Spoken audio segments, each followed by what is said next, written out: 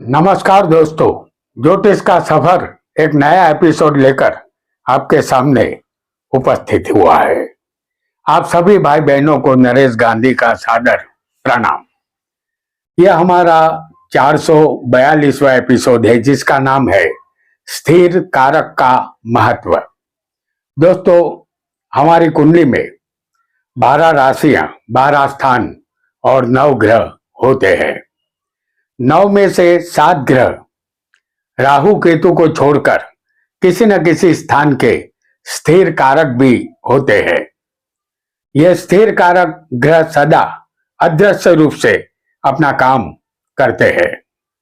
आपको यह समझना है कि 12 स्थान के जो कारक है वह उस स्थान के फिक्स कारक है। ज्योतिष में एक सूत्र बहुत प्रचलित है, कारको भाव नाशाय। इसका मतलब यह है कि कारक जिस भाव में बैठ जाएगा उस भाव का वह नाश करता है, यानी उस स्थान का सुख जातक को नहीं मिलता या उस स्थान संबंधित सुख में कमी आ जाती है। आज हम इस एपिसोड में यह जानेंगे कि किस स्थान का कारक ग्रह कौन है और उसकी भूमिका क्या है, वह कैसे काम करता है। यह सब कुछ इस एपिसोड में हम जानेंगे। आइए अब जानते हैं उन स्थिर कारक ग्रहों का प्रभाव। वीडियो को लाइक करें, शेयर करें और हमारे चैनल ज्योतिष का सफर को सब्सक्राइब करें। धन्यवाद। कोई भी कुंडली हो, पहला स्थान लग्न होगा जो जातक का शरीर होता है। इस स्थान के कारक सभी कुंडली में एक ही ग्रह रहेंगे और वह होंगे सूर्य। सूर्य अदृश्य रूप से यहां काम करेंगे।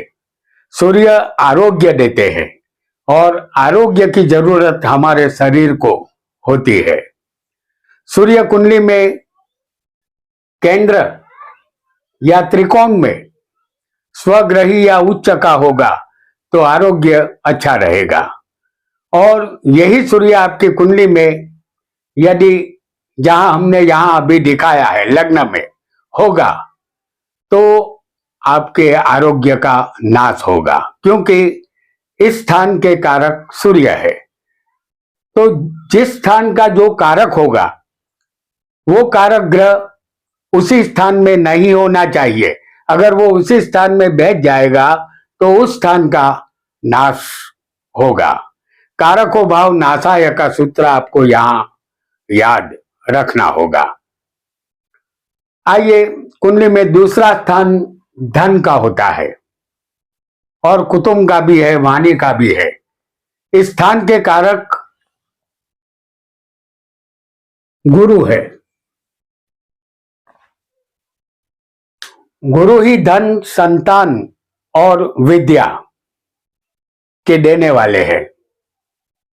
इस स्थान में आपकी कुंडली में गुरु नहीं होने चाहिए, अन्यथा धन और कुटुंब संबंधित फल यहां बिगड़ेगा, क्योंकि हमें धन, संतान और विद्या गुरु ही देते हैं। कारक होकर वह इस स्थान में आएंगे तो उनका शुभ फल यहां नहीं मिलेगा। कुंडली में तीसरा स्थान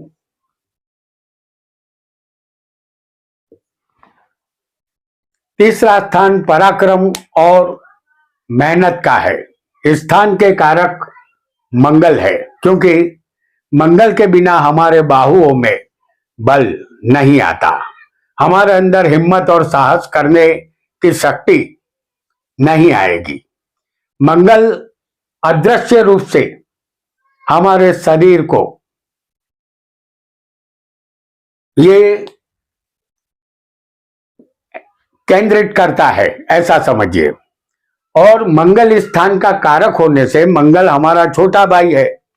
अगर कारक होकर मंगल यहां बैठे होंगे तो छोटे भाइयों का सुख में कमी आ जाएगी, ऐसा आपको समझना है। और मंगल के बिना किसी में हिम्मत नहीं आती, तो मंगल ही हमारे बाहुओं का बल है। आइए, कुंडली में चौथा स्थान जिसके चौथा स्थान हमारे मन के विचारों का है और यह स्थान माता का और सुख का स्थान भी है। इस स्थान के कारक चंद्र और बुध है। चंद्र ही मन है और माता है। बुध हमें सुख देता है। चंद्र बुध यहाँ अदृश्य रूप से कार्य करेंगे, ऐसा हमें समझना है। चंद्र यदि कुंडली में सही पोजीशन में होगा तो माता का संपूर्ण सुख मिलेगा और बुध की सही पोजीशन रहेगी तब हमें सारे सुख, मकान का सुख भी यहाँ मिलेगा। कुंडली में पंचम स्थान के विषय में अब जानेंगे। पंचम स्थान विद्या और संतान का है, इसलिए इस स्थान के कारक गुरु है, क्योंकि दुनिया का तमाम ज्ञान गुरु के पास है और संतान भी गुरु ही देता है, क्योंकि पांचवा स्थान संतान का भी होता है। ध्यान रहे, इस स्थान में आपकी कुंडली में गुरु नहीं होना चाहिए, अन्यथा संतान संबंधित चिंता आपको रहेगी। कुंडली में छठा स्थान जो रोग और शत्रु का है, इस स्थान के कारक शनि और मंगल है। इस स्थान में शनि रोग उत्पन्न करते हैं और मंगल रोगों का नाश करेंगे, और यदि मंगल शत्रु उत्पन्न करेंगे तो शनि शत्रु का नाश करेंगे, ऐसा हमें समझना है। और सप्तम स्थान जो पत्नी और पति का होता है, कुंडली में सप्तम स्थान पत्नी, पति पत्नी, साझेदारी और व्यापार का है। इस स्थान के कारक स्त्री हो या पुरुष शुक्र ही माने जाएंगे। कुछ ज्योतिष मित्र स्त्री के लिए गुरु को कारक मानते हैं। गुरु स्त्री का पति हो सकता है, लेकिन स्त्री में काम को उत्पन्न नहीं कर सकता। काम की उत्पत्ति सिर्फ शुक्र ही करता है, इसीलिए शुक्र ही कामदेव है, गुरु नहीं। दाम्पत्य जीवन का सुख शुक्र ही देता है, गुरु नहीं। इसलिए हम हमारे प्राचीन पूर्वाचार्यों के नक्शे कदम पर ही हम चलेंगे। स्त्री हो या पुरुष, शुक्र ही दोनों के लिए कारक रहेंगे। यदि कारक होकर शुक्र यहां बैठ जाएंगे तब आपको समझ लेना है कि पति पत्नी के सुख में कमी आने वाली है। अब जानेंगे अष्टम स्थान के विषय में। कुंडली में अष्टम स्थान आयुष्य, मृत्यु और लंबी बीमारी का है। इस स्थान के कारक शनि है। हम सब शनि की मेहरबानी से जिंदा है, क्योंकि जीवन और मृत्यु शनि के अधीन है। मृत्यु का कारण क्या होगा, ये इसी स्थान से पता चलता है। यहां शनि अदृश्य रूप से जिंदगी और मृत्यु का फैसला करेंगे। हमारा जीवन शनि के रहमो करम पर होगा, ऐसा हमें निश्चित मान लेना है। यदि शनि इसी स्थान के कारक है और कारक होकर वो इसी स्थान में बैठेंगे तब भी ये नाश नहीं करेगा, क्योंकि एक बात ध्यान रखनी है, शनि के विषय में हमें उल्टा सोचना है। यदि शनि इस स्थान का कारक होकर इसी स्थान में बैठेगा तो लंबा आयुष्य आपको मिलेगा। अब जानेंगे नवम स्थान। इसके कारक है, कुंडली में नववां स्थान भाग्य का होता है। ये धर्म और पिता का स्थान है। इस स्थान के कारक सूर्य और गुरु है। सूर्य हमारे पिता है और यह स्थान पिता का होता है। धर्म संबंधित या किसी भी प्रकार का ज्ञान गुरु के पास है। भाग्य में धन, विद्या या संतान है, यह गुरु से पता चलता है, ऐसा हमें निश्चित मान लेना है। यदि सूर्य कुंडली में बलवान होगा कहीं भी, तब आपको पिता का सुख अवश्य मिलेगा, ऐसा आपको समझ लेना है।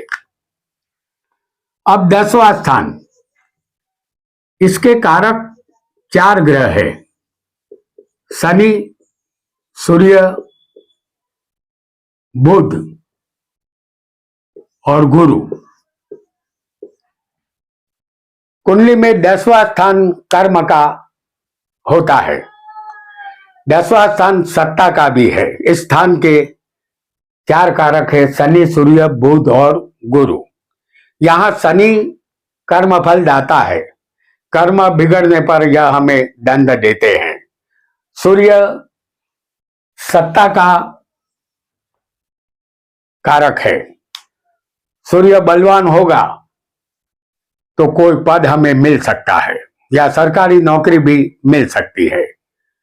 बुध व्यापार में आगे बढ़ाता है और व्यापार करने के लिए गुरु ज्ञान और होशियारी देता है।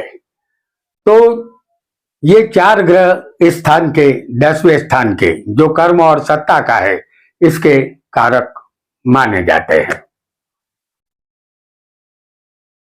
अब लाभ स्थान की तरफ आगे बढ़ेंगे। 11वां स्थान लाभ और प्रॉपर्टी का है। इस स्थान के कारक गुरु है। जीवन में पत्नी लाभ, संतान लाभ, धन लाभ कितना मिलेगा यह गुरु तय करेंगे। यहां हमें जीवन भर मिलने वाले लाभ में गुरु की अदृश्य रूप से भूमिका रहेगी। गुरु ही हमारा बड़ा भाई है और 11वां स्थान बड़े भाई का भी होता है। भाई से लेन देन कैसा रहेगा ये भी गुरु ही तय करेंगे, क्योंकि गुरु बड़ा भाई होता है।